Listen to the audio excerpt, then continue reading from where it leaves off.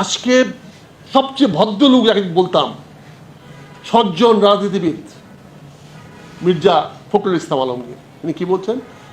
জামাত ইসলামকে ধ্বংস করতে হবে, বলে নাই?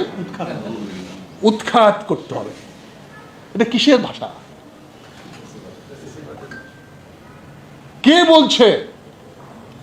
তার মানে আগামী দিনে আবার এই পুলিশকে 5 ফেব্রুয়ারি মের মতো ব্যবহার করার মাথায় কেমিস্ট্রি ঢুকে গেছে।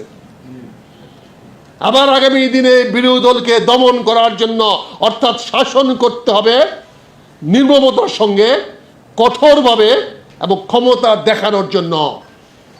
কিন্তু আপনাকে বলতে চাই, তিনটাই অবৈধ। আমার রাষ্ট্র, আমার সংবিধান এই তিনটাকে মানে না। রাষ্ট্র চালাতে হবে আইন, বিচার এবং বৈধতার মাধ্যমে। বিরোধী দলকে ম্যানেজ করতে হবে, দমন করতে পারবেন না। আপনি বিরোধী দলের মেকানিজম বুঝতে হবে। বিরোধী দল তার দাবি করবে, এটা তার দায়, এটা তার দায়বদ্ধতা, জনগণের কাছে তার দাবি। সেই জনগণকে তো জবাব দিতে হবে। তো সে দাবি করবে, তুমি তাকে দমন করতে পারবে না, সেই ক্ষমতা তোমাকে দেওয়া হয় না।